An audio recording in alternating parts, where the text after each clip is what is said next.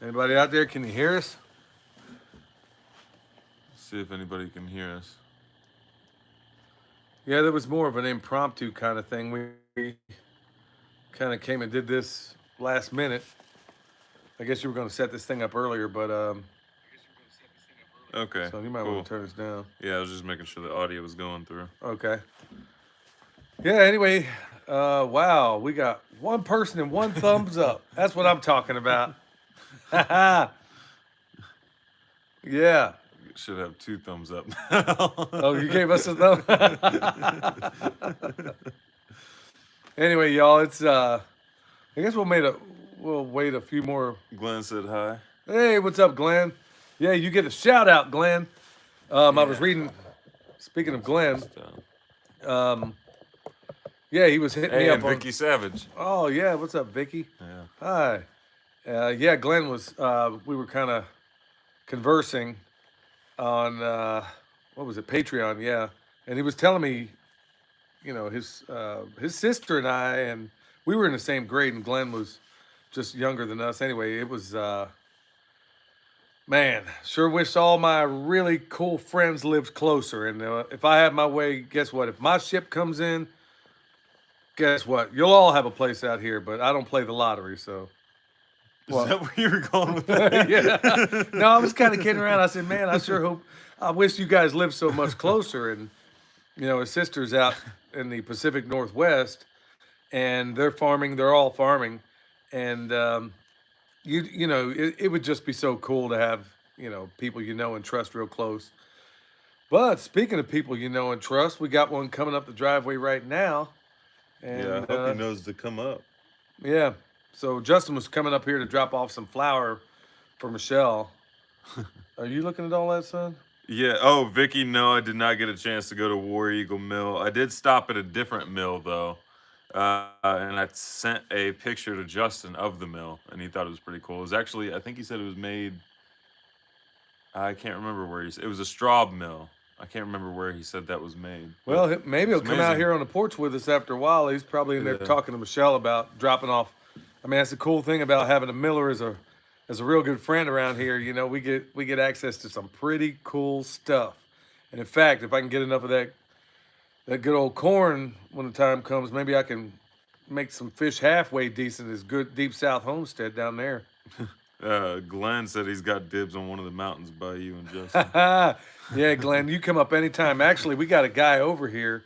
If you're willing to squat, there's a place just I mean, since we've been here, November will make 2 years. It will mark 2 years since we've been here, and we have not seen a living soul next to us. In fact, it's astonishing, really, because all of the I can't even tell you how many houses around here are owned sight unseen by people in places we don't know about, and it's all around us. I mean, there's a ton of houses that don't have anybody living in them. So tell Sherry, grab Sherry and her husband and get yourself. Come on up here and squat. Uh, Pisa asked, "When are you boys coming up to Oz? Is that like Oz, like Wizard of Oz, or Oz is like Australia?" Well, he's been there. I would like to go. Not under the what is it? Glenn said I'm he's, not. I'm not above squatting for prime real estate. Hey, bro, it's prime here, man. You gotta love it. I mean, Oh, everything around here is just prime. It's beautiful no matter where you drive. I'm not kidding. Australia, apparently. Oh, I mean, can people even go there right now? well, maybe you can go. You just can't get out. Yeah, tell us how it is down there right now. I mean, with our prostitute media, I'm not sure how much of anything I can believe. I mean, honestly, they lie to us so much that if they were to tell me the sun rose in the east, I would question it. That's really the extent. So, hey, let us know how things are going in Australia or in Oz. Oz, am I saying that Oz, right? Oz.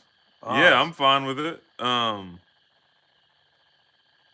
Yeah, I'll Well, go to Australia. I I mean, not right now, but yeah, I'm not I'm not past going to yeah, Australia. I'll go anywhere, y'all. I mean, Yeah. like Mark Twain said, and I'm going to loosely quote it. It's one of my favorite quotes. It's where he says, "Travel is fatal to prejudice." Now, he didn't mean prejudice in the way everybody seems to think, but he's like, you can't get past your single mindedness and have a charitable view of the world around you without travel.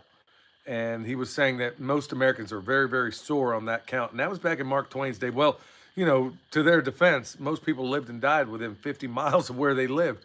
So, but yeah, there is a benefit to travel, and I hope someday to be able to do a lot more of it. Hey, Hmm. but maybe we should cover that back to the land festival, how that went and Oh everything before yeah, we move on. yeah. Yeah, so if anybody, I'm sure there's some out there that went there, but if you didn't go, we processed a pig. Sadly, we had to do it here. The plan was to go there and do it all right there. I mean, talking, take the animal down, from start to finish and show everybody how to do that. Time constraints didn't allow, but we were able to get the first part of it done here. And then while we got there, we showed everybody how to break down a pig. I hope I did it good. It felt like we were a little bit. I don't know. I felt like I was rushing it. I know that I was to a certain extent, but I think we got a number of people out there trained on. Hey, if nothing else, folks, with the paint by numbers thing I taught you, if no other reason, if you take your pig into a processing plant, have them do nothing. If you got my training, have them do nothing but gut, skin, if that's what you want, and then cut it down the sagittal plane. Take it home and practice what I taught you. It's not hard. You're not fusing DNA here, folks. It is not tough. Anybody can do it if you follow my instructions, and I think I made it about as easy as it can be. Yeah. Yeah, I mean, I think people at least got an understanding in like the Shelly from Two Old Crows, they went home and immediately did it because they came across I think they have a video about it. If you guys go check out Two Old Crows, that's their latest video. And they came home to a dead pig, so they got to immediately put into practice what they learned. They ended up composting it in their 18 or in their 30-day compost pile, which is pretty cool because you don't know how long the pig's been sitting there and stuff. Well, and then also with the two old crows, hey, I want to give a shout out to them. They were at the back to the land thing, Yeah. and I'm telling you what, they saved our bacon that first night because I didn't have, I needed Darren and William up there kind of helping me out, and just they stepped up, volunteered, and they cooked all the loin. The first day, folks, we ate the loin of the pig, basically where all your pork chops are. I even made steaks out of some of the ham. And the next day we ate. Well, it was an impromptu thing, but we ended up smoking a couple of pork butts and a ham that was left over. So, and it still wasn't enough to feed everybody. I wish now that we had brought a bigger pig, but I think everybody got the point. And I really, it was a joy to be there. And honestly, that wild foraging was Yeah. off the hook. Randall's class was off the hook, and he teaches you in a way where you don't forget like everything he taught us during that walk. I've seen here on the property, and I remember what it is and stuff like that smart weed that's growing over Yeah. there, like the two different types of plantain, stuff like that. I mean, he and like the very key identifying factors of dandelions, where there's a lot of plants that look almost exactly like dandelions, but they're not, and you have to find three distinguishing characteristics of those. Um, Billy, will you ever do a butchering seminar for beginners? I know we missed a couple. We'll try to get back to them. well, hold on, I can just list them right now. Well, let me go ahead and hit that one Okay. first since I saw it. Um, yeah, I'd love to. In fact, one of the things we kind of talked about, Matt and Gabby, about was doing an entire butchery weekend. For example, it would look something like this. Like, let's say it's a Friday. You come in, we butcher chickens, and the place we were at actually had a commercial fridge and freezer, walk-ins. I mean, fantastic, and butcher block tables and everything. So what we were planning, and this so far it's in the planning phase, and y'all let me know if it's something you would be interested in. But first day one would be we butcher chickens, okay? We process them because they're gonna need, before you put them in a bag and everything, you wanna kind of let them air. If you can, you could let them air chill for a couple of days. That's number one. Number two, the same day would be processing a pig and a sheep, and also process and show everybody from start to finish how all of that works. Son, you wanna mosey Yeah. on down that way a little? Justin, come on over here. Yeah, we got a guest, y'all. You ain't gonna believe this, y'all. It's like getting money from home without writing. But well, you may have to squeeze that thing on back a little bit more. Yeah. Go ahead and sit down, Justin. Anyway, as far as your question goes, as far as butchering, yeah, we were planning on trying to do something like that, make it a 3 or probably have to be a 4-day weekend where we covered everything. take care of the animals on the spot. None of this show up with them already dead kind of thing. Because honestly, if you don't know how to gut and skin, then I'm only teaching you half of it. So the idea is do chickens the first day, dispatch the pig and the sheep the same day, let them hang the next day, go ahead and process, break them into primals, and then the last day show you how to make bacon and sausage and all that stuff. But hey, look who just showed up, y'all. Look at that. My man, my brother from a North Carolina mother, Justin, huh? Hey, Glenn, my friend from way back, he said he thought it'd be cool to live with Justin. Yeah. Oh yeah. You taking on We're trying to hands? talk I'll him see if into. I can make some room. We're talking about having them squat in that house next door. Oh yeah. Yeah. Oh, homesteading pastor says Miss Robbie Lynn wants to know if it would be okay to plant some elderberry trees between some of the fruit trees. Yeah. Yeah, I don't see nothing wrong with elderberry is that. a really good understory. Did you come over by yourself, or you bring? No, I'm by kids? myself. Yeah. He brought the bugs with him too. They seem to be messing They with you. follow me. They like me. I reckon we're related or something. Well, Miss Robbie Lynn, there ain't nothing wrong with that, but we use elderberry because of its spread. We kind of use it as one of our productive trees in the line. Yeah. So we don't. You could plant it there, but you may wind up with some problems when it comes to. You're going to have to heavily prune it, and the way to avoid that is just go ahead and give it the spot that you normally would one of your regular trees. Which, by the way, y'all, if you haven't checked them out, check out the Homesteading Pastor and what they did the other day, y'all. I was trying to catch up on the videos because we've been out of pocket for a while, but what he did the other day, what him and Miss Robbie Lynn did the other day with the guild, folks, that's exactly how you want to do it. Just the way they did it. You can't make it any simpler. They laid down the cardboard, laid down the mulch, went in there and put in the comfrey. I imagine they're going to slap some bone sauce on it when the time comes. But hey, check out the Homesteading Pastors, y'all. That is some good stuff there. Real good information. And the front porch talks are fantastic. In fact, the devotions, I mean, honestly, every day, for me, just a little side note, folks, if I don't read my Bible or pray, it's going to be a bad day. But it's honestly a wonderful, wonderful day. When I'm out there doing things, I can't always watch, but I'm listening to the Homesteading Pastor while I'm in there getting things done in the house, y'all. So check them out. All right. So we've got some comments. Are they going to Justin? Yeah, a lot of them are. Like Glenn said, oh, heck yeah, Justin's in the house, bro. Vicky Savage said, hallelujah, it's the Three Musketeers. AZ Heaven said he'd love to move from Arizona to over here. Noble Brooks said, hello and thanks, William. I got the package this evening. Oh, Noble. Yeah, Mr. Noble, how you doing? He was a real joy to meet down there. Yeah. Mr. Noble, you're a wonderful, wonderful man to meet, and it was a real pleasure. Renewed Homestead said they have a rooster you can process. Yeah, hey y'all. So Renewed Homestead. Hey, we were just over there tonight. Good friends of ours, and you want to check out what they're doing too, folks, because there's a lot of folks out there asking, how do you do it from the ground up? Well, it's just two of them, and they got jobs, and they're getting it done, y'all. So check them out. Look at their progress. They're going to be putting out videos with more frequency. Homestead Jen said, after William comes up here and helps me get the pigs, I'm totally interested in butchering class. I'm ready whenever you are. Justin, you going to help out with a butchering class? I'll do whatever. Jason said, hold on, I'm coming over. What's Jason? From Sutherland. Oh, what's going on now? Hey, Jason. Yeah, we're going to be butchering. We're going to be helping Jason do his pigs here Thanksgiving week. And he's going to be, well, I guess maybe I shouldn't let it all out, but Jason from Sutherland, my homeboy, we got to go fishing, bro. I know we keep saying that, but we get so doggone busy, we keep not doing it. And Kevin Frazier's on here.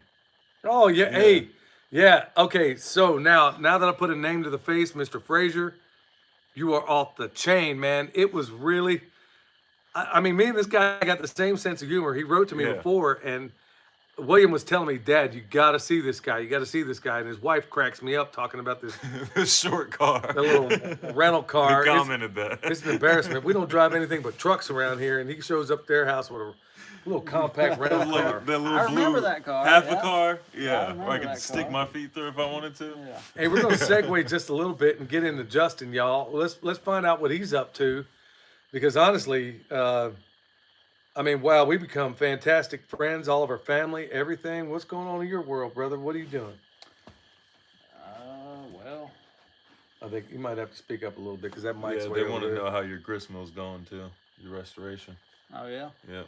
Well, that grist mill work, that's something I've not really got started on. My dad's not doing good, and that's really cut into my time of doing much else right now. I don't know how much I'll be able to do with him unless he really improves. And from what I was told today, they don't think he's going to, and they don't think they can do a whole lot more to help him. So that's just in the Lord's hands. I don't know what else is, but that's kind of what's going on with me. And getting ready for Virginia's birthday tomorrow, and Yeah.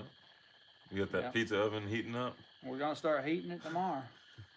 I'm Man, looking forward to that. That's Yeah. well, y'all, gonna hey, be a lot of fun. Yeah. pray Well, for Justin's dad, y'all. I mean, pray for pray for miraculous healing. It can happen.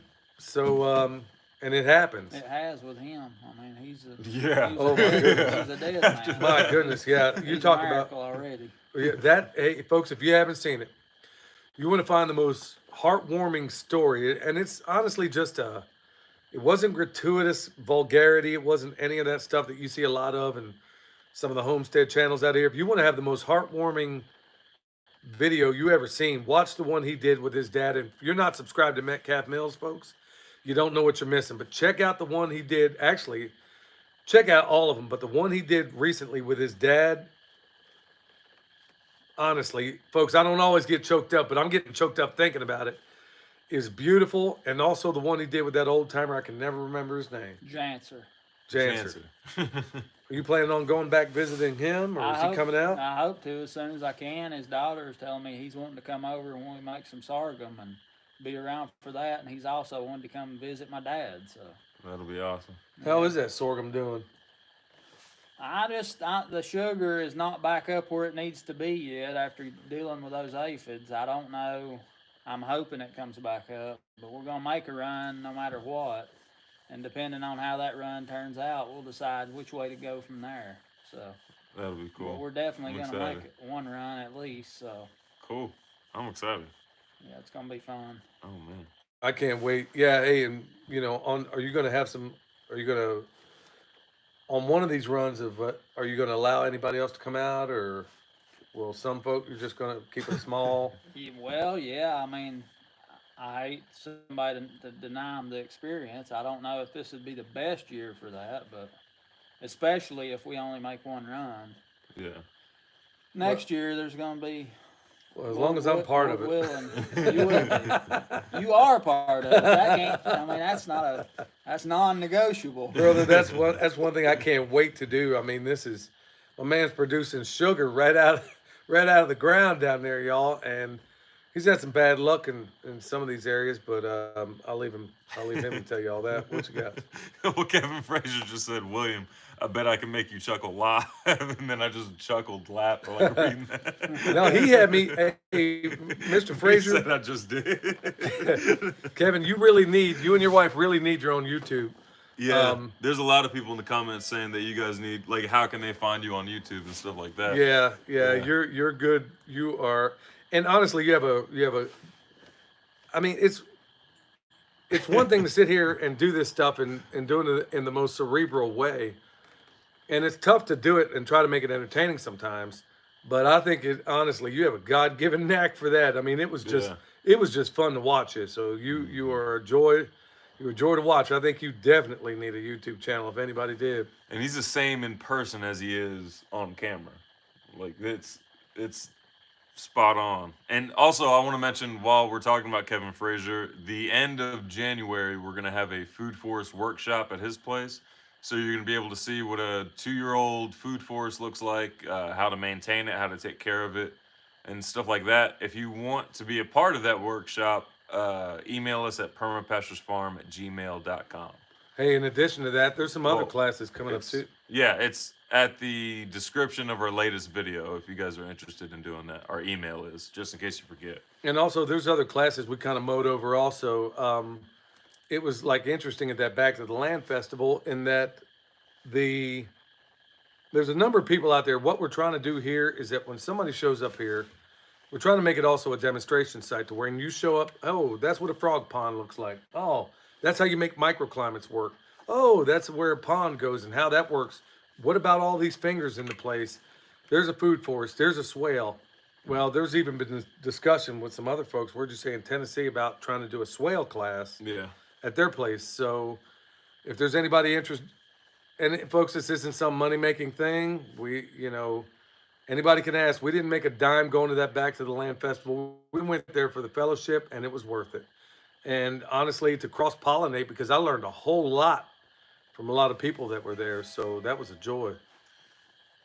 But Kathy Dick just offered up her place. What about a 1-year-old food forest workshop at our place next year? They're out near. Well, I guess I probably shouldn't say yet. They're out towards Tennessee. But yeah, that would be awesome.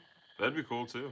Yeah, see, these things could go on everywhere. I mean, these could be shops where we cross pollinate all the things that, I'm good at certain things. Justin's great at certain things. William's great at certain things. And, we have the benefit of our collective wisdom. So that was the same kind of thing that happened at that Back to the Land festival. Go ahead, son. There's something. Oh yeah, I'm just laughing at the comments. Kathy Dick said it's at in Bybee, Tennessee. Also, the Food Forest Workshop will be out near Fayetteville, Arkansas. If anybody's out there, it'll be in Fayetteville, Arkansas, near the end of January or maybe early February. But yeah, all right. Any questions for Justin? Yeah, a couple people wanting to know your dad's first name for intentional prayers and stuff like that. If you're fine with that, Yeah, that's Gerald. Gerald. I'm assuming Metcalf. Yep. Yep. Yeah, watch that video, y'all. It's not, like I said, there's nothing. There's people out there making these crazy videos and stuff to try to let on, what people don't realize, it's more powerful to make people laugh than it is to cry. And it really is. I mean, that's as old as time immemorial. But when you see something that's genuine and heartfelt, man, I'm telling you what, it'll fill you up. It really will. Well, Jen wants to know what kitchen type meal would you recommend? It ain't been built yet.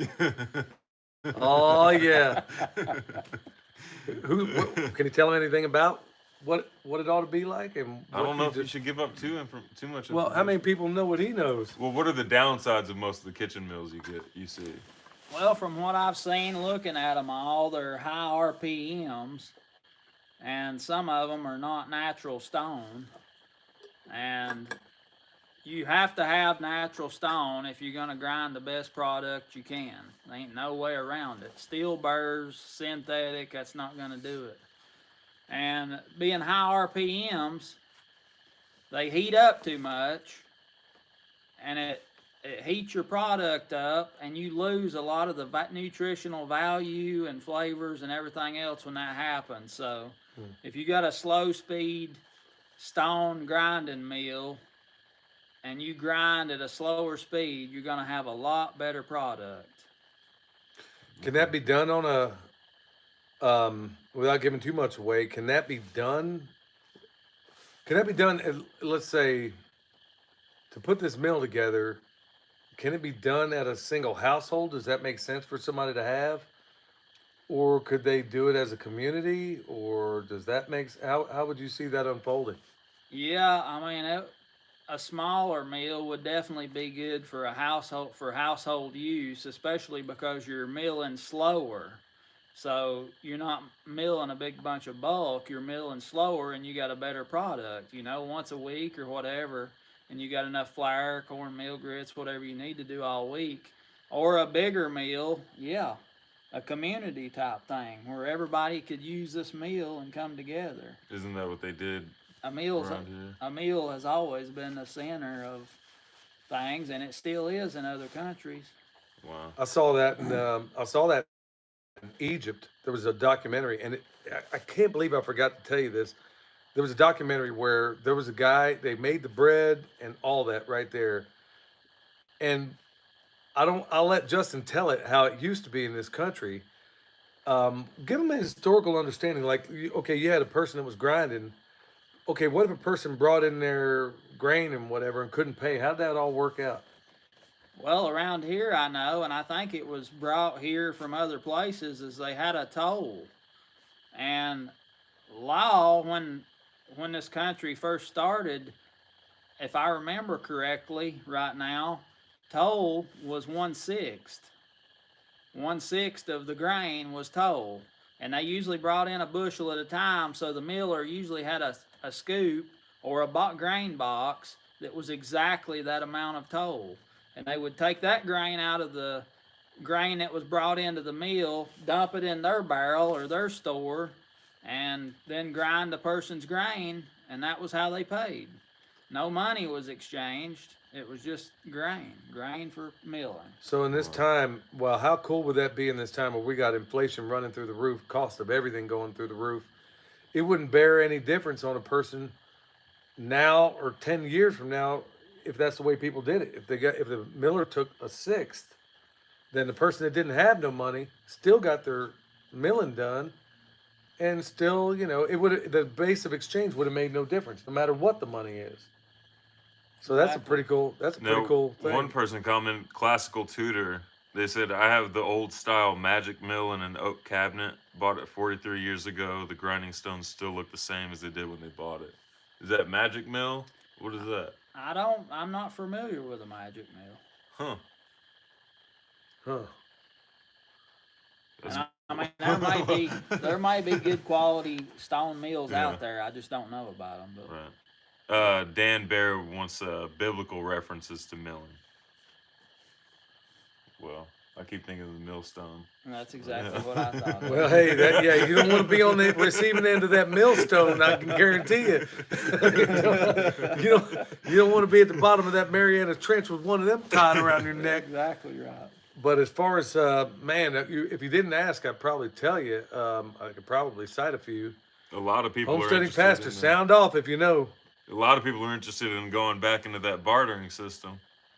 And then also Cindy commented the vitamins are depleted within 24 or 48 hours once the wheat is ground.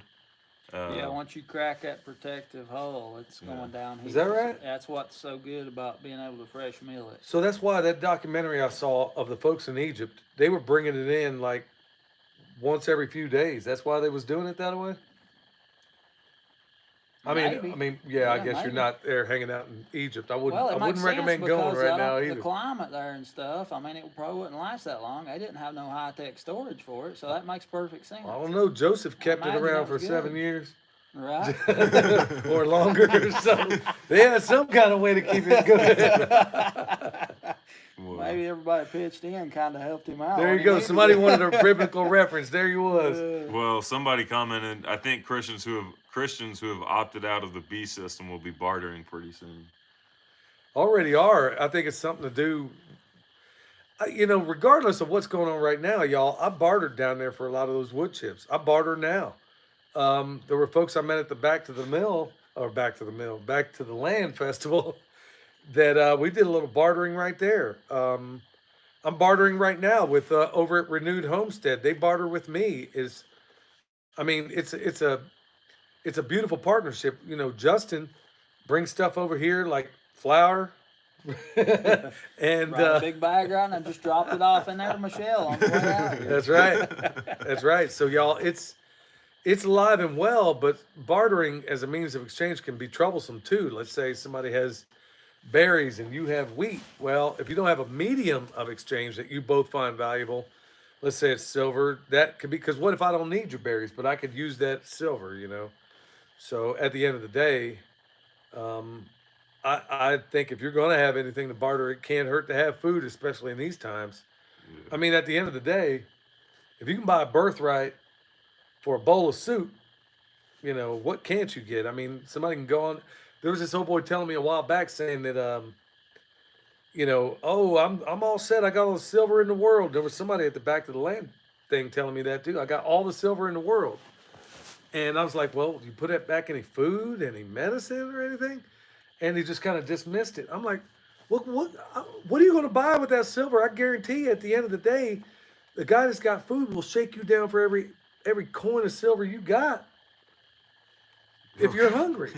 I just don't understand that. Yeah, and the thing about bartering that's neat to me is if you give somebody $100 bill, you got that, yeah, but if you give them some grain that you grew or some sweet taters, something you grew, something you raised, that's part of you.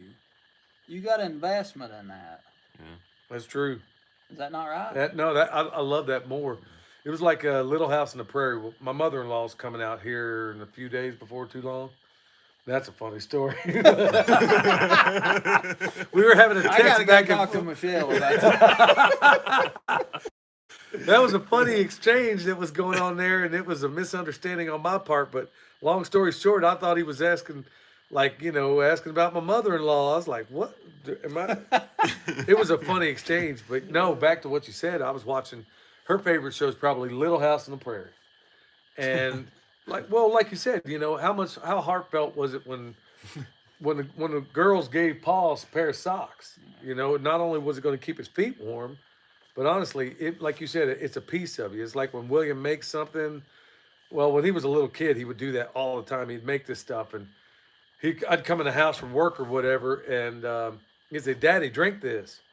I'm like, "What's in there?" And I see a bottle of bleach next to the sink, and I'm like, "Oh no, dude! I don't know what." I said, "Do you drink any of it?" No, but honestly, for him, he thought he was doing something to help his dad. What you didn't know, son, is I was pretending like I was drinking that stuff. I figured that. That's probably for the best. Yeah.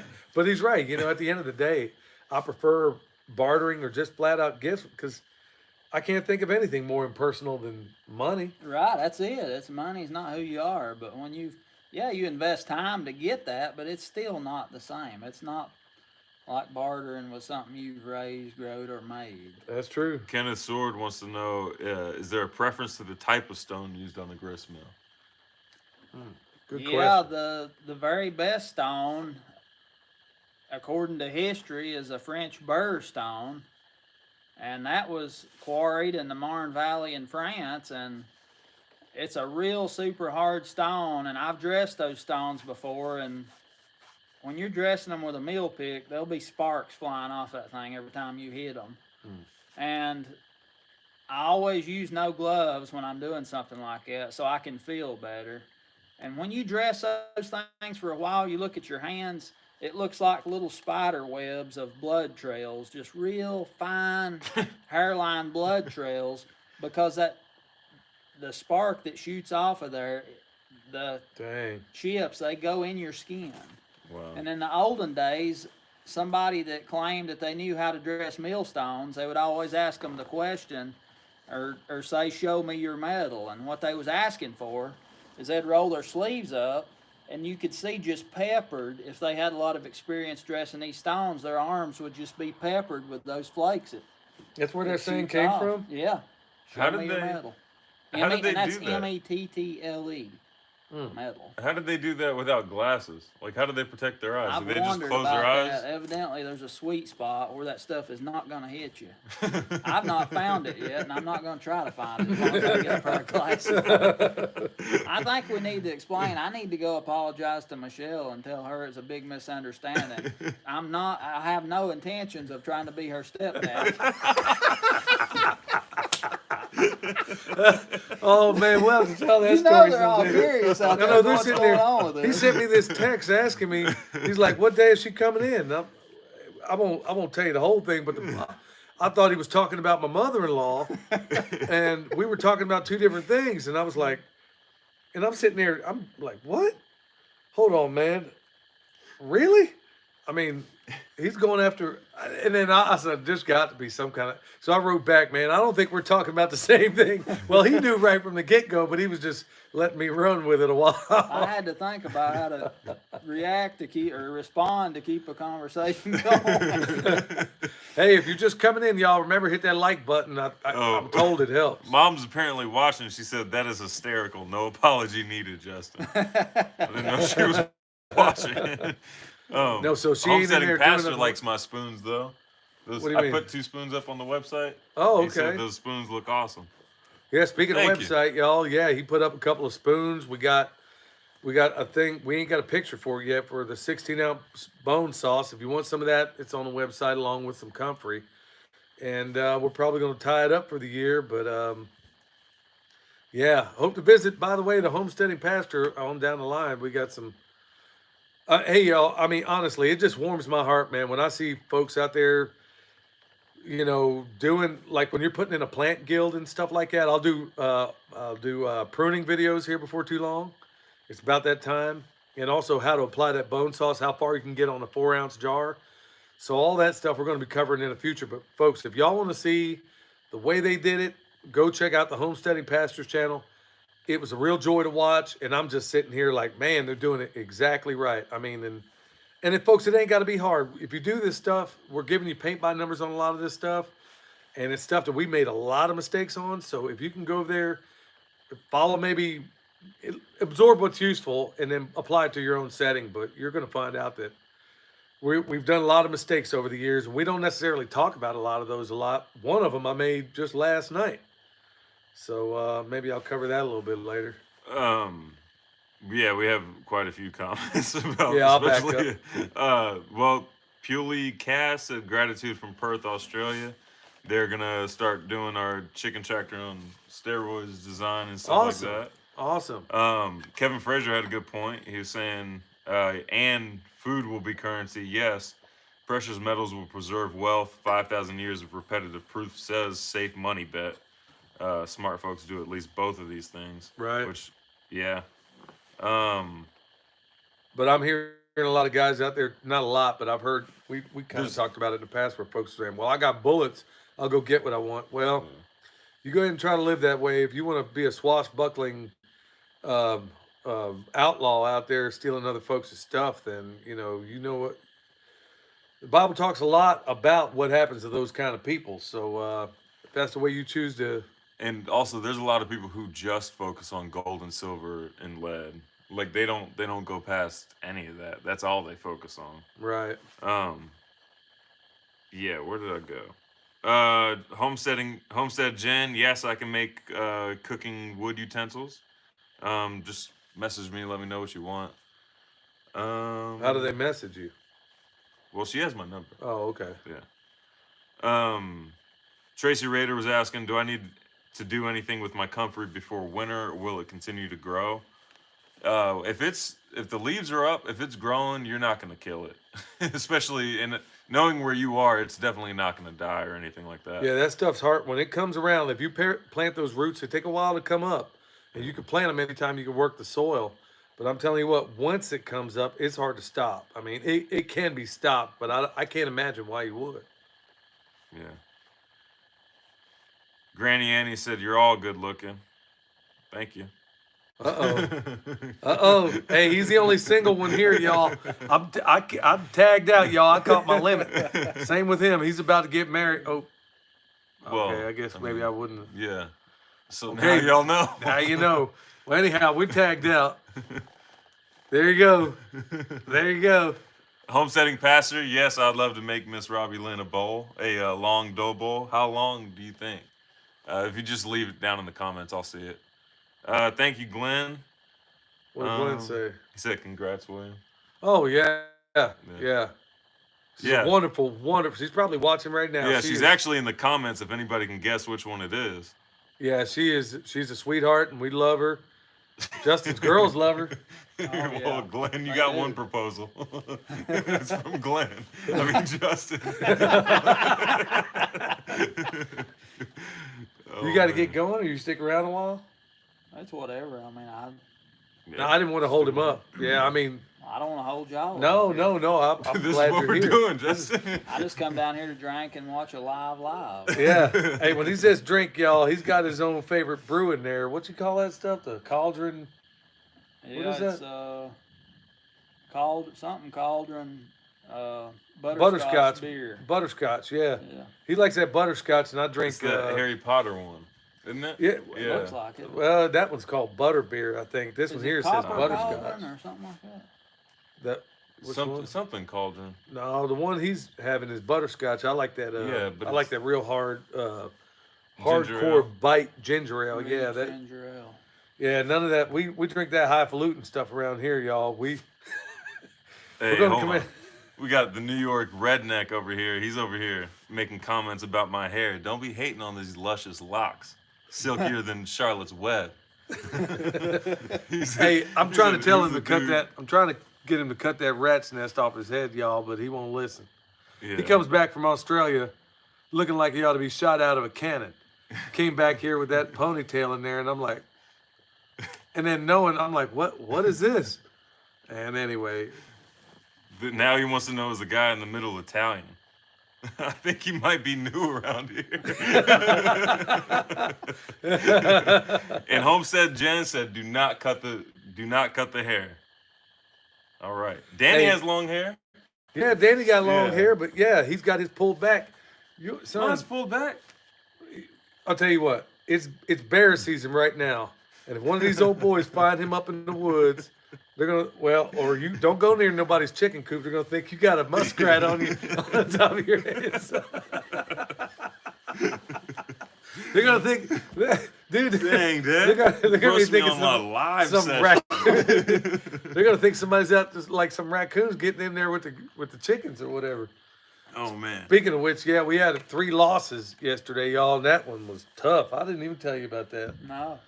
No, I come out there today, got down the hill, and folks, this is just a little side note. I mean, I know it's on upbeat, but this is kind of I was going to do a video of it, and maybe I still will, but man, I've been kicking myself in the butt all day long. I come down there, got 3.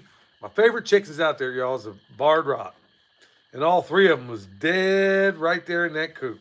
Not in the coop, but on the outside. Now, what has been happening is every once in a while they get this wild hair, and over the night, they'll perch up on the handle instead of going inside. I saw that the other night. Yep. Yeah. Well, the 3 of them was posted up, and then they got dealt with by, if I had to guess, I'd say it was possum, because, I mean, they took the head off of one and just straight killed the other 2. How'd it get through the electric? Well, they can nose under. Oh. That electric does good if you're really careful, but it's been kind of drained down a little bit. Anyway, 3 dead chickens, and it's all my fault because I saw it, and it was one of them times where when you farm, y'all, you don't get a day off, and when you make mistakes, you pay colossal results sometimes. And honestly, I knew better, and I said, "Oh, it'll be all right till morning." Well, I get down there, my 3 favorite birds ain't there no more, so. Yeah. Kenneth Sword said I have a Daniel Boone hat with a tail. I'll be right back. I knew that was coming. Yeah, as soon as he said that. Oh man. I guess the New York Redneck's gonna be back tomorrow to mess with us some more. That's what he said down in the comment section. Yeah. Vicky Savage said, what's important is not appearance but character. I think she's right. R.I.P. Denicola said, I know that feeling. They just lost 12 chickens in one night, and they were about to butcher. So here's that Daniel Boone hat. No, this is my imitation of William hat. No. This is, okay, I'm going to stand here next to him, y'all. I bought this for Charlotte, his daughter, and she put it on.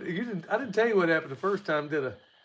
No. I gave it to Charlotte. I saw that at the checkout line, and I thought, I know Michelle was hanging out with her that day, and I said, you know what? That kid loves everything fluffy, so I figured I'd go get her a little fluffy hat. She put that thing on. It was funny as all get out, y'all. She put it on, and of course, with Charlotte, this thing it comes down like this, you know. She's like doing one of these, looking around. She pulled it back a little bit, went in the. She didn't see the whole thing. She came back. She says, "Uncle Billy, I don't like this hat." So yeah, so this is my William imitation, y'all. See that? Oh, somebody said Even got gray in there. Abundant Acres Homestead said you better have your dad study up on his Italian before tomorrow night for New York. That New York dude. I Hey, don't you know what? is That's going on. I don't know what's up either, but honestly, folks, Michelle was supposed to go. I was getting her. Long story, y'all. I've been wanting to go to Italy for a long, long, long time, and mostly for historical reasons. I want to see. I got a great uncle that died in Normandy, and is buried there, and I always want to see his grave. And also, with the love of history that I have, man, I've always wanted to go there, and I ain't gonna lie, the number 3 being the food. And if things ever straighten out, and Justin, I say we all go to Italy. We hire some proper farm sitters, Okay, I got to take this hat off, man. Is anybody taking me seriously? No. Yeah. Here, son. No, they're Hey, really here, not. nobody's gonna know the difference.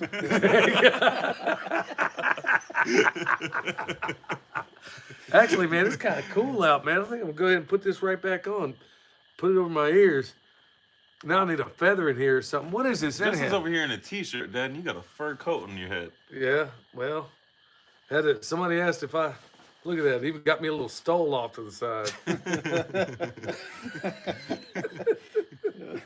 Yeah, it was funny when Charlotte came out. She came out of that bathroom like, nah.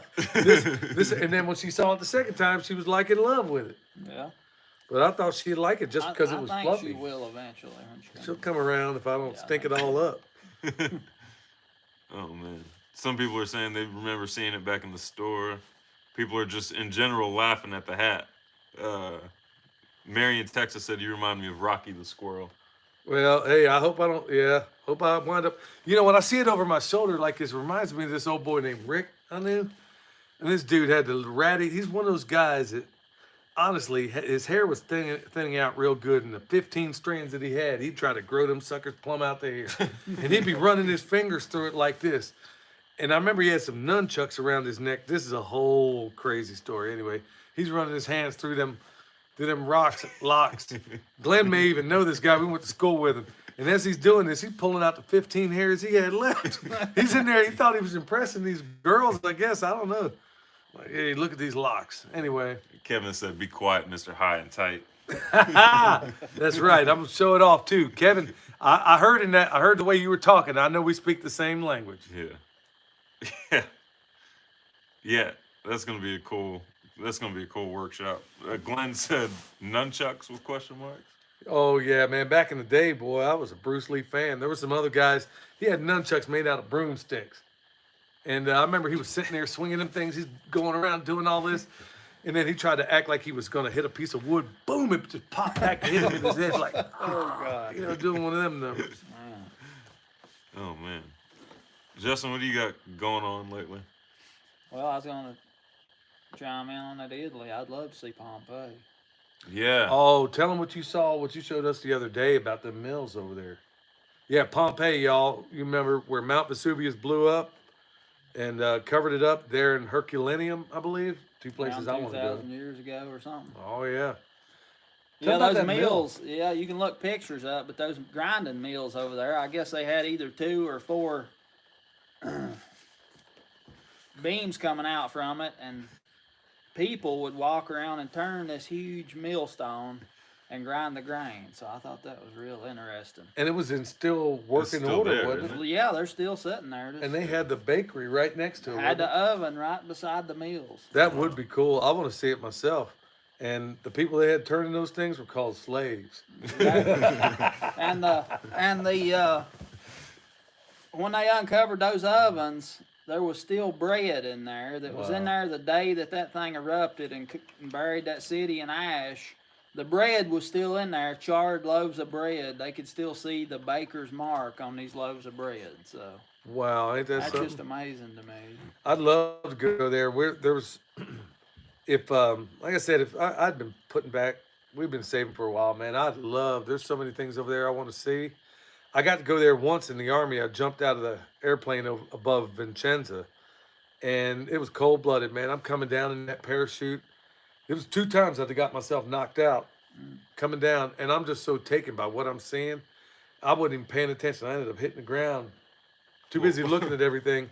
Yeah, there's things you don't do, like you're supposed to look at the horizon when you're coming down in a parachute. I'm not paying attention, and then bam, I woke up and I didn't have no teeth. No, I had teeth. I mean, it felt like I did. But yeah, that was. Couldn't feel your teeth. You know what the cold-blooded part of all that is?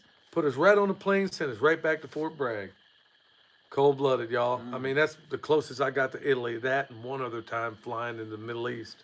Kathy Dick says they love watching your Fun Fact Fridays. Oh yeah. Yeah. Thank you, Kathy. I appreciate that. That pizza oven was awesome. That thing, I built that thing in an afternoon. I Yeah. started like at 12 o'clock, and we had pizzas coming out of the thing at 6 o'clock. And he did it all. Hey, y'all, here's a father's love, y'all.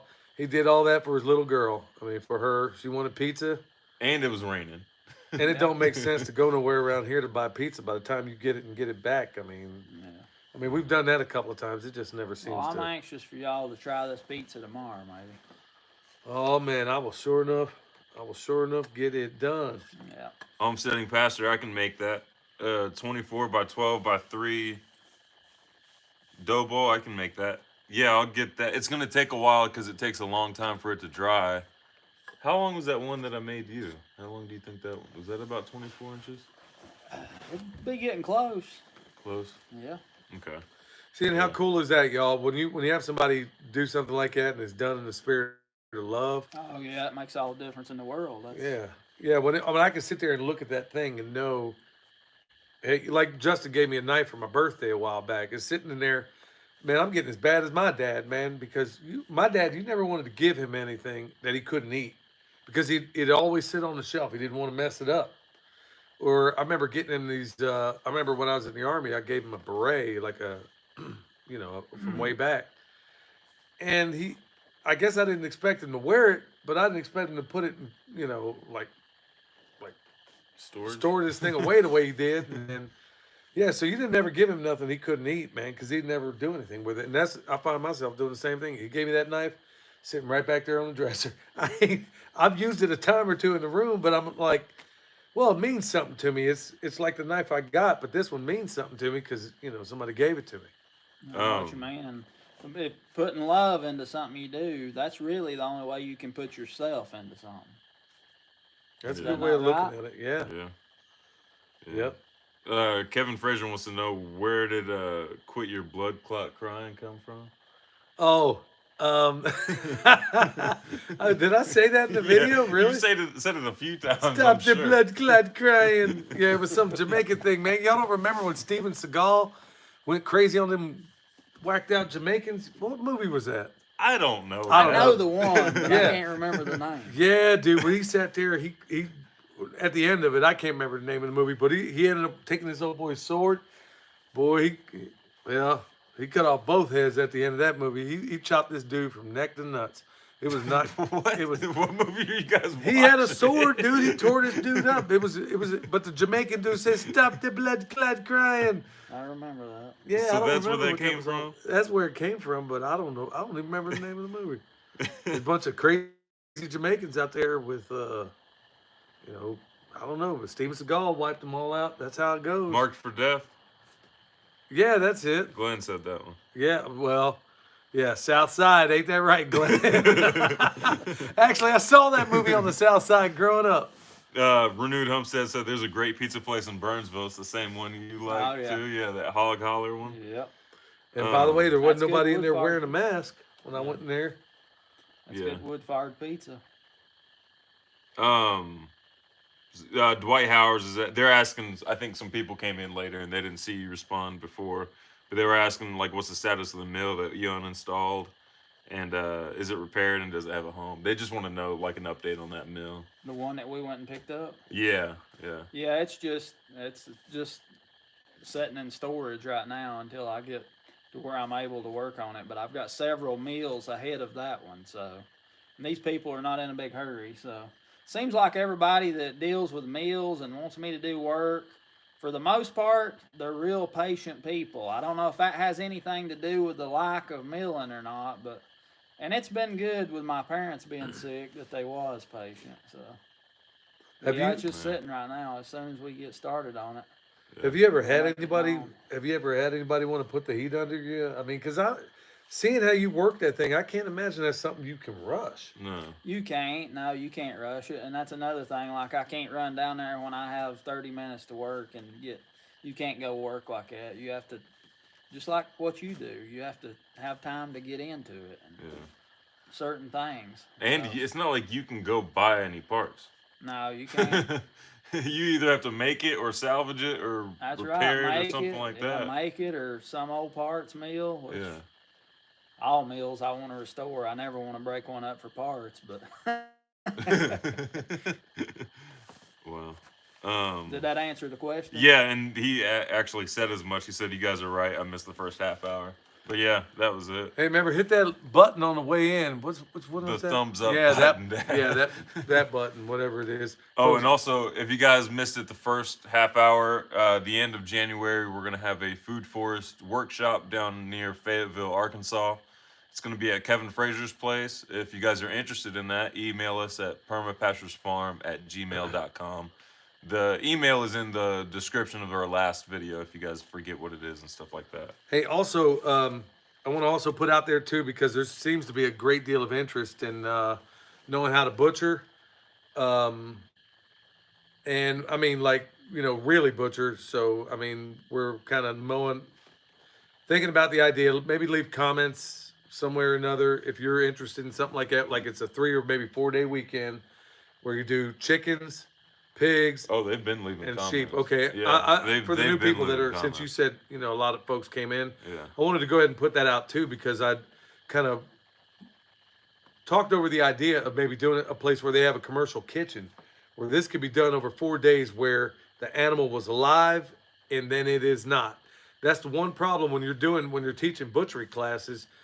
It's one thing to sit there and take a side. Well, that ain't the way your pig starts. I mean, if you don't know how to gut and skin, y'all, you only got half of it. If you know how to do it as a hunter, okay, you already got that part covered. But there's a lot of hunters, like there was some at that Back to the Land festival that Yeah. only done deer, and they typically just take out the back straps and maybe the tenderloins.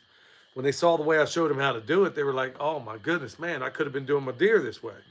So, anybody that's interested in learning that sort of thing, Yeah, there's let us people know. interested. Yeah, they're Okay, coming. Leah, let us know. But it is something, we are going to have to charge. And then honestly, every butchery we do, anybody that's ever done it with us knows that you walk out of there with some meat. It's not going to be like a lot of these butchery classes where you observe. And then let me also tell you what it's not going to be also. We ain't going to get into any of this. This seems to be a popular thing out there and I have a strong disagreement with it, where some of these butchers come out and people are jazzed up. Oh, they showed us how to make prosciutto, capicola, mortadella. No, you don't need to learn any of that stuff right off. You don't teach a kid how to slam a basketball until you learn how to dribble. So the first thing you need to know is how to gut, skin, break it down into primals, break it down into subprimals, know what to do with your bacon, know what to do with your sausage, and know what to do with your fat.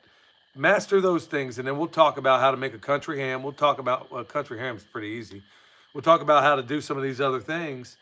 Master the basic techniques, and then we'll talk about some of the more advanced ones. And at a homestead level, really, how many people do y'all know that's out there eating mortadella? Which is just Italian bologna. Italian bologna, yeah. Italian olive loaf. Yeah, I mean, really, at the end of the day, know how to do those basic things, and then I'll teach you how to do the other ones. So that's what we want to do. We want to do a class like that, possibly. Just want to see how much interest there is out there, but we are going to have to charge some money for that. Yeah. Well, yeah, just a lot of comments saying that they're down for the butchering process, the class, and all that stuff. Stephanie Hill, she made a comment saying that she's in North Carolina. I'm assuming she's looking for a community of some sort. I know Stephanie Hill. Oh, you do? She's a chef. Oh, She came that's here. Stephanie. Yeah, that's Stephanie. Oh, The one hey, that came here Stephanie. and dropped off that charcuterie that was off the meat wagon. We hooked her up with a little. Yeah, We hooked her up with some those with some biscuits are lamb. off the hook. Yeah, Stephanie Yeah. and oh man, yeah, and Donnie, her husband. Yeah, Oh man, they she are said no, awesome the preacher. people. Huh? They said no, the preacher. Huh? They said no, the preacher. Stephanie Hill said no, the preacher. Oh, okay. I'm thinking of somebody else. Sorry about that. My bad. Anyway, anyhow, Stephanie, you make good biscuits if you're watching. Yeah.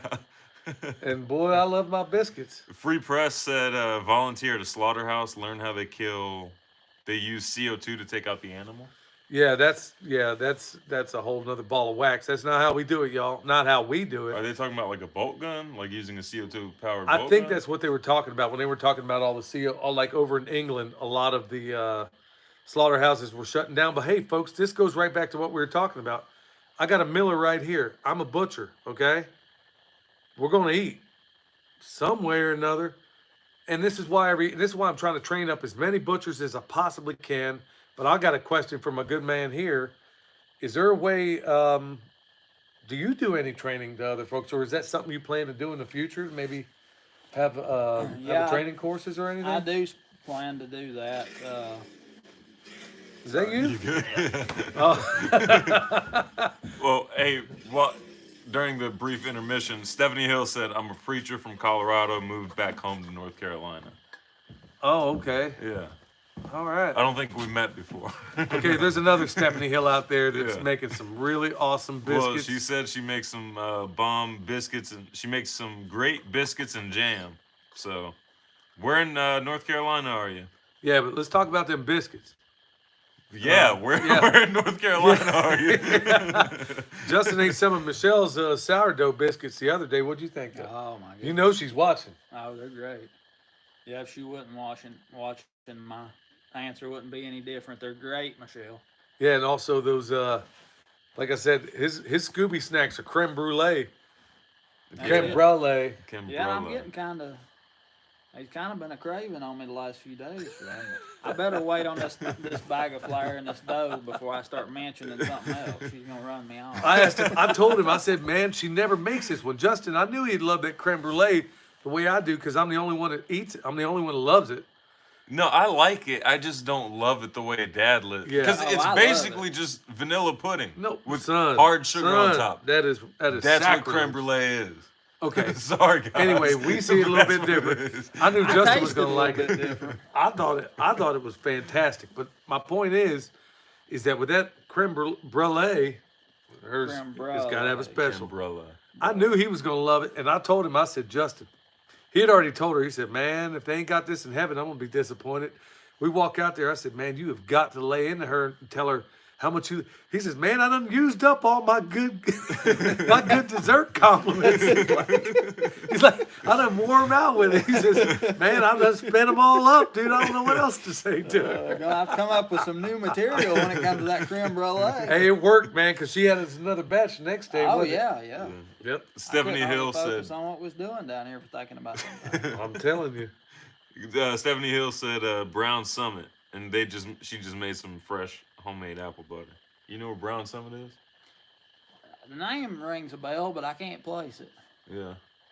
I'm assuming It's it's not in the apple butter. flat part. Maybe. If there's a summit. Brown Maybe, I summit don't know. and brown butter, boy, on some biscuits. Yeah. Yeah, I'll it's take it. apple butter time. It's time to start stirring apple butter. Yeah. We Hey, still got gallons from last Dalton year. Allen was wondering if we can do a shout out to his kids, Willow and River. He's out in Jackson County, North Carolina. You want to go ahead and give him a shout out? You man? think you just did? Willow and River, love your names. Yeah, love the movies too. Well, there was a You a want a movie. Pimp Daddy shout out, Dad? You got to do better than that. Now I'm kind of getting away from that whole pimp daddy thing, y'all. I know there's some disappointment out there, but let me just go ahead and cover that. If you'll notice in some of the videos, I haven't been saying it. I did it. I slipped once, and I did it. There's a reason for that, and it comes down to nuance. Folks, we live in I know it's kind of upbeat and everything, but let me just go ahead and cover it right now. I've been kind of leaning away from it. And the biggest reason being is that I found myself in a grocery store and I'm wearing like a shirt that says Pasture Raised Pimp. And yes, it stands for permaculture is my passion. But there's a level of nuance that I can't expect a mom to explain to her daughter when they're looking at my shirt in there. So I'm in there positioning myself in such a way. I even talked to my future daughter-in-law about it. Which she was wearing a permaculture Pimp Daddy Yeah. shirt. So, in she, the but grocery there she store. was. There she was at the gas station trying to hide it. But honestly, at the end of the day, in this world of confusion, I don't. The Lord is maker of peace, not confusion. And if I'm confusing folks out there, it's a funny thing. I had a certain degree of reluctance in using it the first time out. The idea is to get more people that look like me to maybe find, if they saw me doing it, maybe they might. And I made it funny and made it more attractive in a way, in a language that I know they speak, that maybe it might attract more. And it has. But at this point, if our body of work doesn't speak for itself, if we're not demonstrating, I think honestly the work we do ought to speak for itself at this point. And I'm leaning away from it. And also I'm an advocate for Veterans for Child Rescue. And it's probably, if it's going to do anything to hinder my ability to raise money for those great people, then maybe I need to put that to bed. So it was I guess good, funny while it lasted, But at the end of the day, I'm not expecting some mother to sit there and explain to her daughter the nuance of an acronym, cited pimp. So there you have it. So yeah, holler if you hear me, y'all. The Happy Homestead wants to know what's something like a homesteading skill that you are eager to learn and hone into more. Like, what's a homesteading skill that you would need to? You want me to go first? Yeah. I'm gonna tell y'all right off, y'all, the biggest, and it's embarrassing to me because all the critters the critters I put in the freezer, you think I'd know how to tan some hide, but I don't. That's what I was gonna say. It was I mean, that is big. I'm sitting down there and turning that compost pile, and I'm looking at that skin that came off that pig, and I'm in there just pulling my hair out like, man, doggone it. Next one we do it, we got to try this brain tanning. I mean, it ain't fusing DNA here, man. That is one skill, folks, I fall sadly short, and I got to get.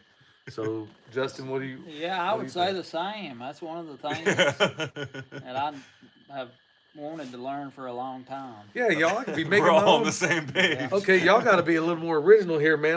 Look, I can't make my own hat if I don't know how to tan some hide. I can even cover my ears. I want to make some ear flaps on this thing. Kevin Frazier said, "You done messed up every Frenchman on the planet with that creme brulee."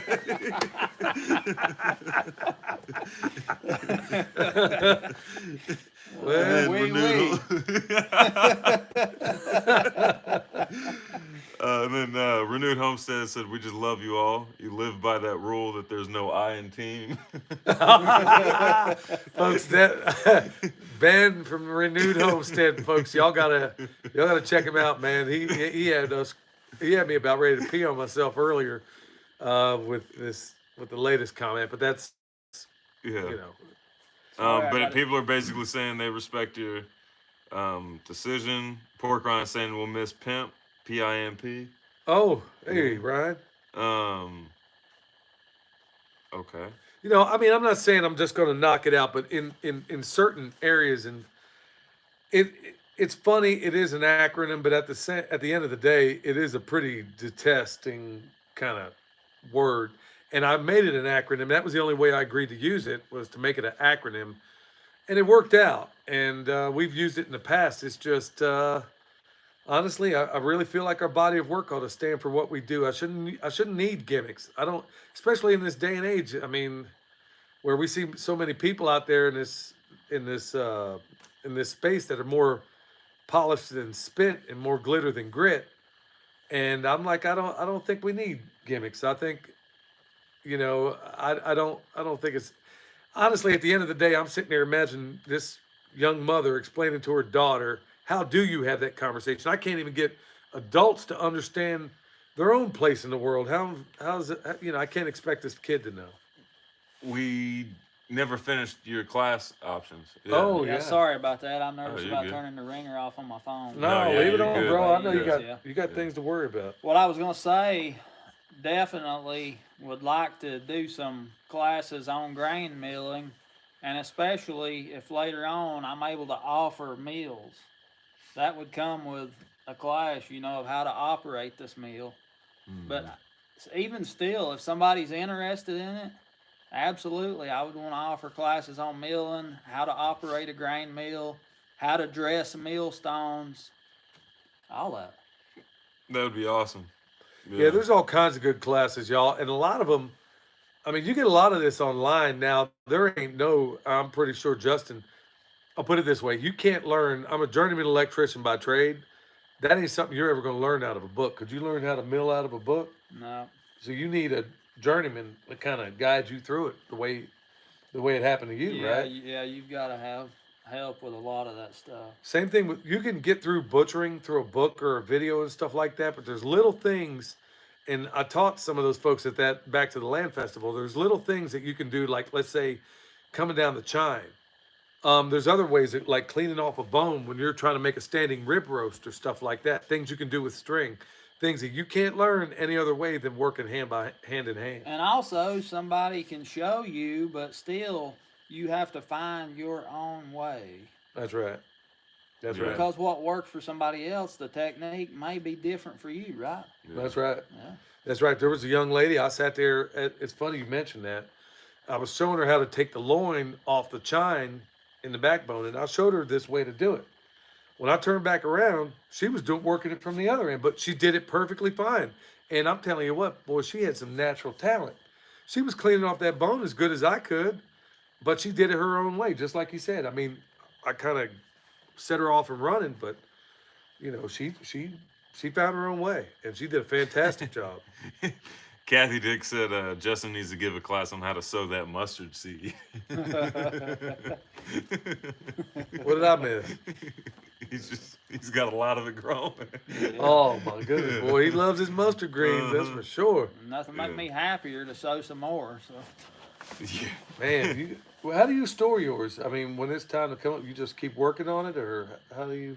we always put it in the freezer. You mean? But I'm trying to get away from freezing, so we're gonna can this year. We're gonna can it. You got I've a lot never to seen- can this year, man. Yeah. Thing about They greens cook like down. that, they cook Yeah. down so much. Yeah.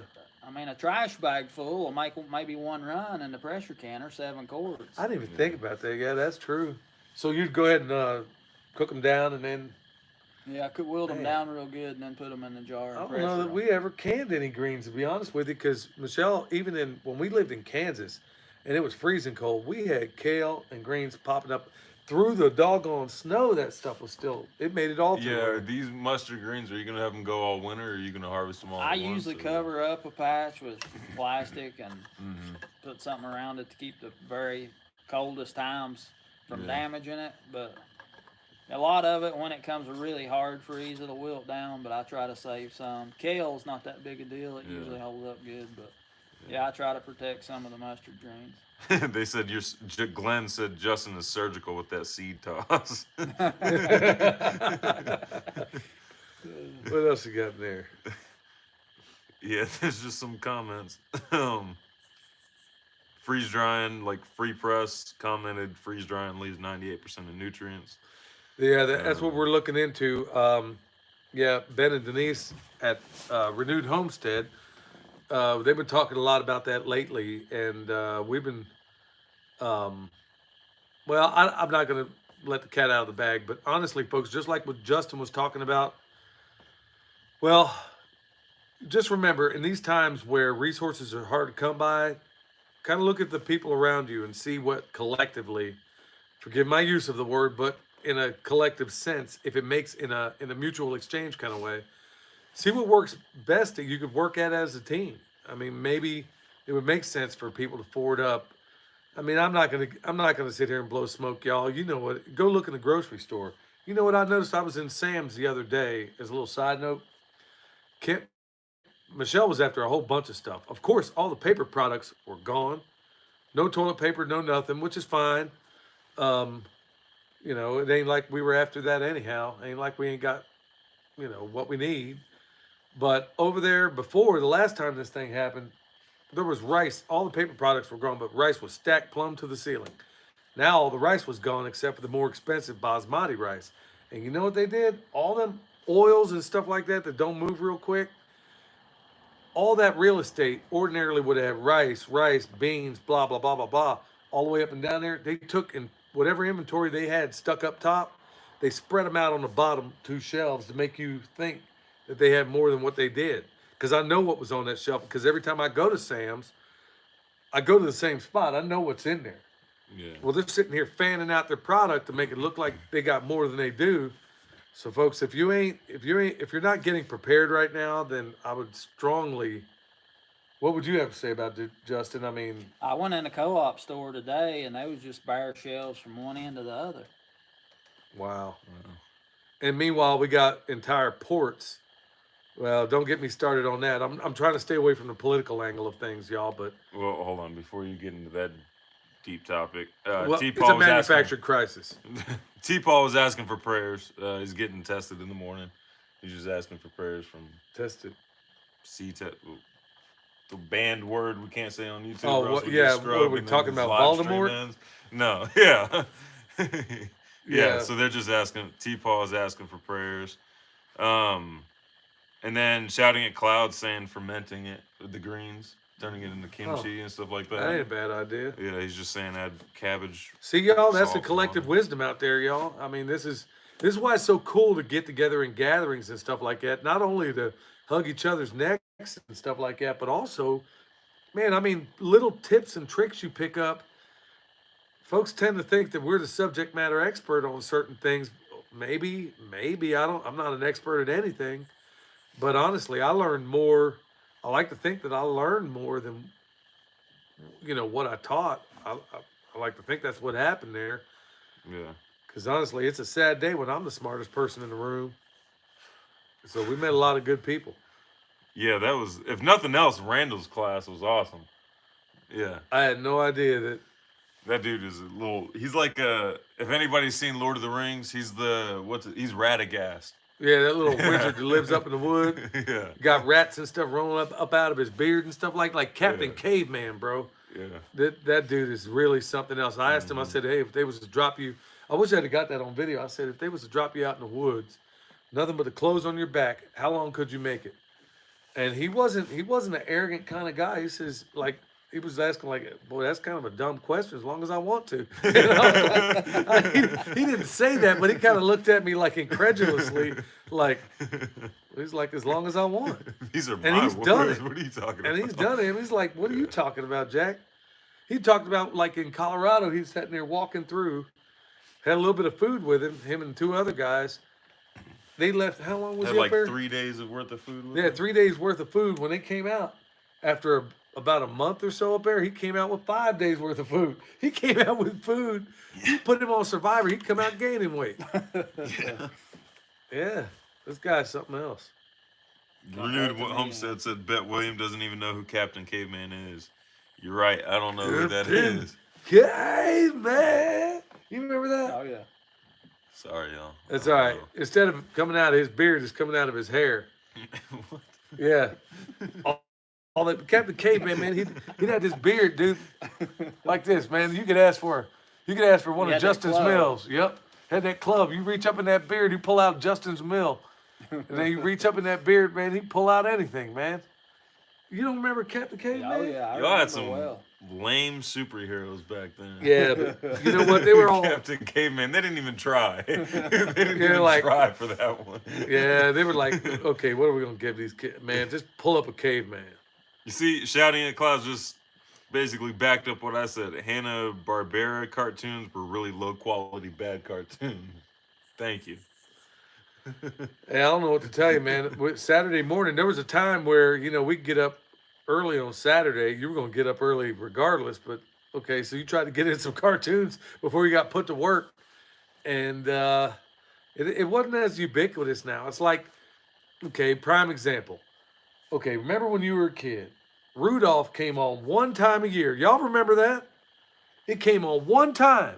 Frosty came on one time. Rudolph Shiny New Year came on one time a year. And then now I am in Lowe's or Home Depot the other day. They got Christmas trees out. They had them out a month ago. Yeah. And so, now that these cartoons and everything else, you can do them on demand. Remember, every year, a Wizard of Oz would come on. And it was like an event, man. You'd have popcorn. Excited. Yeah. Now, where's that excitement? Where's that thrill of looking forward to something like that? That's right. I'm tired of seeing Rudolph at this point. Rudolph. Yeah. No, dude, this hat reminds me of that little Shiny New Year kid when he'd take them off and the ears go flying out. Pulicast wants to know, what's your must-have survival crops? I'm about to plant 3 sisters using compost for my chicken tractor. They're down in Australia. I think they I was said going to say, Perth. okay. Wow. Yeah, they're down in Perth, I think. What were they asking? The Survival crops. What are your must-have survival crops? We'll start. I've always wanted to go to Australia. I guess I'm there tonight. Yeah. Yeah. They were asking when we were being coming live. down. There They you want to know go. when we're coming down, Justin. Yeah, they want us down there. Misery loves company because I heard y'all ain't going nowhere. Hey, you ain't keeping me down there, y'all. I wouldn't mind eating a kangaroo. I bet I could butcher one. There's dog food there. Yeah. What? They use it as dog food there. All right. Well, I mean, I'm down to eat look, one. I'll eat a Don't get me wallaby, wrong. kangaroo, all them crazy snakes y'all got down there. I'll eat them all. But Justin, he was talking about a survival crop. What do you got, buddy? Survival crop. Gosh.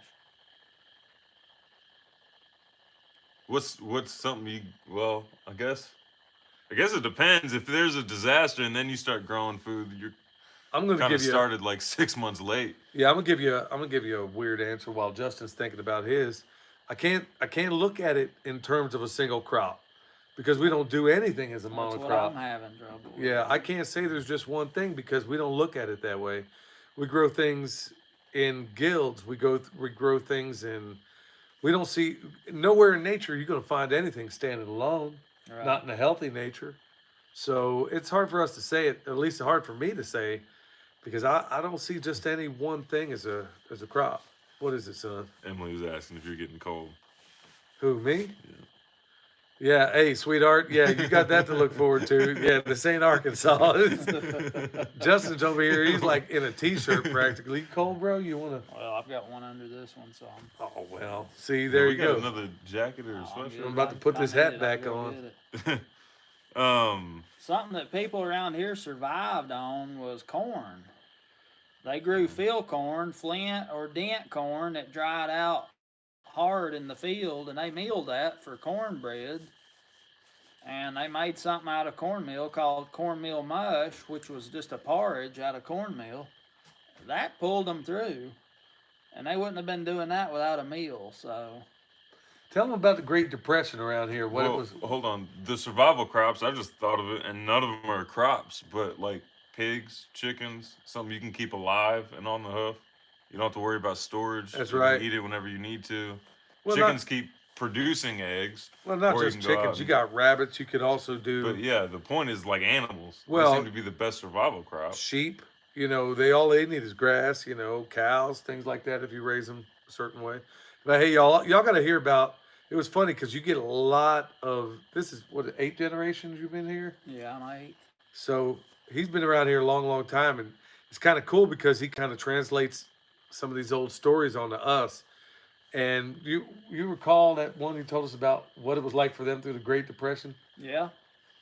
Yeah, being up in the mountains, I mean, they didn't go to a job every day. They didn't have hardly any hard money. They, they lived at home. They lived at home. And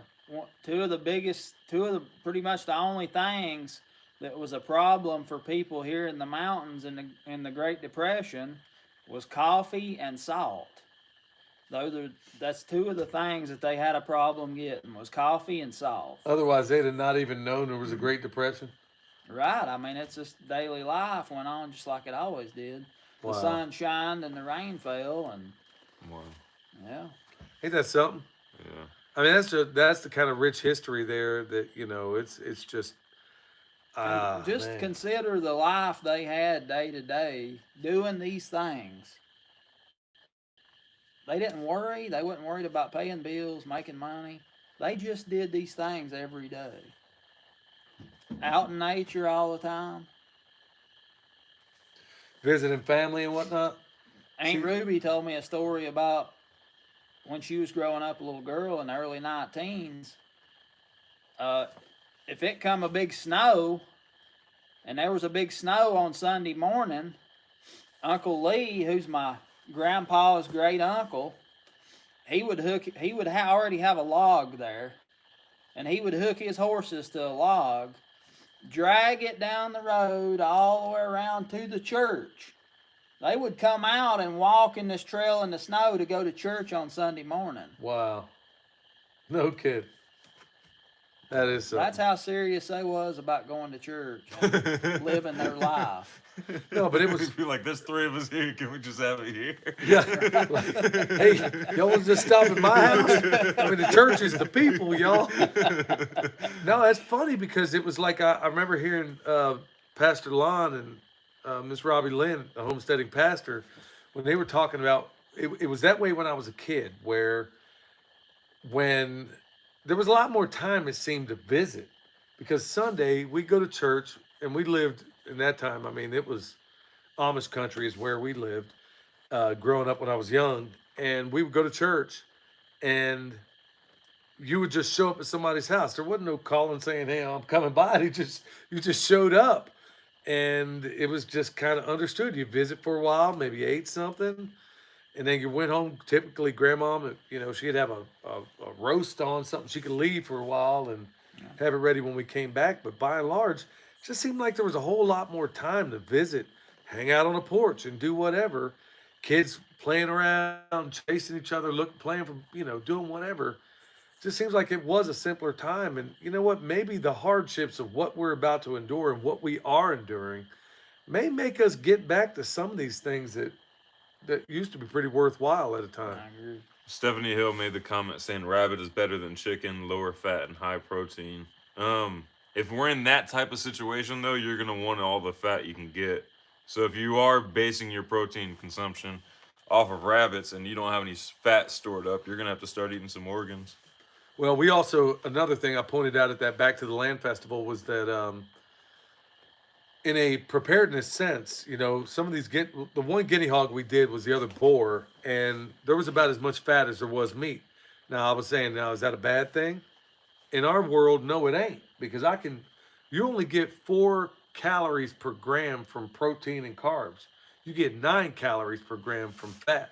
That's why back in the day, fat. I mean, it was funny. You read some of Shelby Foote's books about the Civil War from the Southern perspective, and how they were able to march. Honestly, a little bit of fat went a long way, and so they saw fat a lot differently than we do now. And the fat we try to keep, because it can be shelf stable. You can can that fat, and then it sit up there forever. And so for us, yeah, I mean, we want things that actually that are nutrient and calorie dense. And the hardest thing to find in nature, y'all, is fat. And back to Purely Cast, you're out there. If you're out there in Perth, you were asking about like good staple storage crops and stuff like that.